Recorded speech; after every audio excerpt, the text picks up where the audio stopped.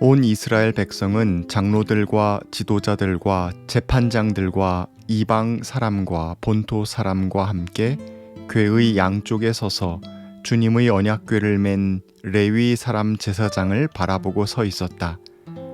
백성의 절반은 그리심산을 등지고 서고 절반은 에발산을 등지고 섰는데, 이것은 전에 주님의 종 모세가 이스라엘 백성을 축복하려고 할 때에 명령한 것과 같았다. 그 뒤에 여호수아는 율법책에 기록된 축복과 저주의 말을 일일이 그대로 낭독하였다. 여호수아기 8장 33절 34절 말씀. 오늘은 이스라엘 백성이 아이성 전투에서 승리한 이야기를 함께 살펴보겠습니다. 지난 7장에서 이미 이스라엘 백성은 아이성 점령을 시도했습니다. 여호수아가 계획을 세워 정탐꾼을 보냈고 그들의 보고에 따라 자신 있게 전투에 나섰으나 실패하였습니다. 후에 밝혀진 바 그대로 아간의 죄로 인해 전투에 패배하였던 것입니다. 그들이 하나님과 맺은 언약을 지키지 않았기에 승리할 수 없었습니다. 8장에서 아이성을 향해 두 번째 정복에 나섭니다. 처음 출발부터 하나님의 명령과 구체적인 지시로 시작됩니다. 전투 전략을 구체적으로 하나하나 지시하시는 하나님의 음성을 이곳에 기록함으로써 지난 전투와 전혀 다른 시작점을 잘 드러내고 있습니다. 행동의 기원이 사람의 전망이 아니라 하나님의 인도하심임을 보여줍니다. 그리고 여호수아와 이스라엘 백성은 하나님의 지시에 완전히 복종합니다. 아이성은 여리고와 마찬가지로 요새화된 성읍으로 묘사됩니다. 그래서 무조건 쳐들어가지 않고 성 앞에서 아이성 군사들을 유도하여 그들을 성 밖으로 유인합니다. 이스라엘 백성은 전투에 패배하여 도주하는 척하며 광야길로 계속 나아갑니다. 아이성 군사와 백성들까지 패주하는 이스라엘을 뒤쫓아 성으로부터 멀리 떨어져 나옵니다. 그 사이 이스라엘의 매복군이 아이성을 점령하여 불태웁니다. 아이성 군주 및 백성들은 자기 성읍의 견고함에 대한 지나친 자만으로 인해 성체를 텅 비워둔 것이고 뜻밖의 복병에게 당하고만 것입니다. 전투의 시작으로부터 그 과정 내내 여호수아는 여호와 하나님께 완전히 의지하는 모습을 보입니다. 그는 전투가 끝날 때까지 단창을 치켜든 그의 손을 내리지 않았습니다. 이는 마치 아말렉과 싸울 때 팔을 들고 있었던 모세와 같은 모습입니다. 모세와 여호수아가 들고 있었던 것은 단순한 단창이나 팔이 아닙니다. 그건 바로 이스라엘을 위해 일하시는 여호와 하나님의 권능을 상징하는 것이요, 승리로 이끄시는 주님의 능력을 드러내는 것입니다. 그들은 7장에서의 실패를 딛고 일어나 완전히 다른 모습으로, 즉 하나님께 온전히 순종하는 모습으로서 승리를 거두었습니다. 직전에 전투에 실패하고 아간을 비롯해 심판받았던 경험이 있었기 때문에 아이성 두 번째 전투에서의 승리가 남다른 기쁨이요, 또한 갑작스러운 것이기도 했을 것입니다.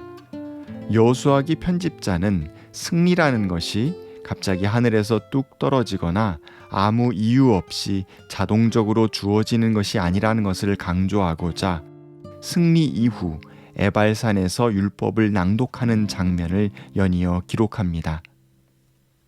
이스라엘 백성은 아이성 승리에 이어 신명기 27장 이후에 나오는 모세의 마지막 명령대로 율법을 새긴 기념 돌기둥을 세우는 예식을 거행합니다. 그들은 에발산 위에 제단을 쌓고 번제와 화목제를 드렸습니다. 여호수아는 모세의 율법을 돌에 새깁니다. 온 이스라엘은 궤의 양쪽에 서서 주님의 언약궤를 바라보고 정렬했습니다. 절반은 그리심산을 등지고 절반은 에발산을 등지고 섰습니다. 그 뒤 여호수아는 율법책에 기록된 축복과 저주의 말을 일일이 그대로 낭독했습니다. 그들은 하나님의 말씀에 복종하여 전투에 승리하였던 것처럼 앞으로도 율법에 복종하여 축복받는 백성이 되기를 한 마음으로 결단하였습니다. 기약 백성으로서 끝까지 충성스럽게 올바른 삶을 살 것을 집단적으로 약속한 것입니다. 이로써 모세가 죽은 뒤 주님께서 여호수아에게 내리신 첫 말씀, 즉 여호수아기 1장 7절에 나의 종 모세가 너에게 지시한 모든 율법을 다 지키고 오른쪽으로나 왼쪽으로나 치우치지 않도록 하여라고 하신 명령이 여호수아에 의해 온전히 지켜지고 있음을 보여줍니다. 여호수아는 선배 모세를 이어서 올바르게 하나님의 명령을 수행하고 있는 것입니다. 패배와 승리, 그 사이의 쓰라림을 통해 하나님의 백성은 소중한 교훈을 배웠습니다. 하나님과 언약을 맺는다는 것은 새로운 땅에서 하나님께서 그들에게 복을 주시고 번성하게 해주시겠다는 약속, 그 이상을 의미합니다. 또 할례를 받고 정기적인 제사를 드리는 것으로 모든 의무를 다하는 것 역시 전부가 아닙니다. 하나님의 백성이 된다는 것은 하나님께서 베풀어 주신 율법을 삶의 중심에 받아들이고 하나님께서 정하신 삶의 방식을 채택하는 것을 의미합니다. 이는 하나님의 거울에 민족의 삶을 비추어 버릴 것은 과감히 버리고 주님 보시기에 올바른 길을 선택해서 분명하게 실천하는 것을 의미합니다. 과거의 일시적 성공에 도취되어 자신의 경험을 우선하며 내일을 제멋대로 설계하는 것이 아니라 승리자의 자만심은 내려놓고 겸손하게 하나님께서 베푸시는 구원의 길 위에 서는 것을 의미합니다.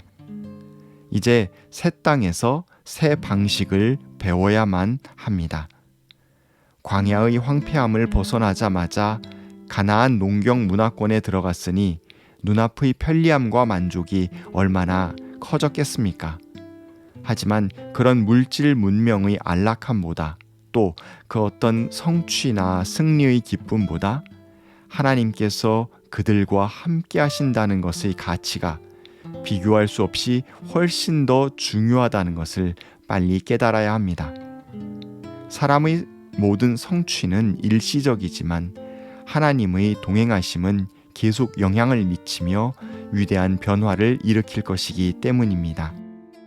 이스라엘 신앙 공동체는 율법을 중심으로 모두 한 마음으로 뭉칠 것입니다. 그리고 그들이 하는 모든 일에 앞서 하나님의 뜻을 먼저 구하고 하나님의 계획하심과 이끄심과 또 다스리심 아래 신실하게 복종하는 공동체로 거듭날 것입니다. 모세나 여호수아 한 개인의 압도적 권위 아래에 있는 것도 아니고 각자가 저마다 옳다고 주장하여 온통 혼란스러운 것도 아니고 오로지 하나님의 이끄심과 정의가 그들 가운데 구현될 것입니다. 우리 역시 같은 마음으로 오늘 하루를 시작하길 원합니다. 하나님, 그 무엇보다도 먼저 하나님의 뜻과 의를 구하겠습니다. 우리의 개인적인 욕심은 내려놓고 말씀에 순종하며 하루를 살겠습니다. 오늘도 우리와 동행하시며 우리를 참된 길로 이끌어 주십시오. 아멘.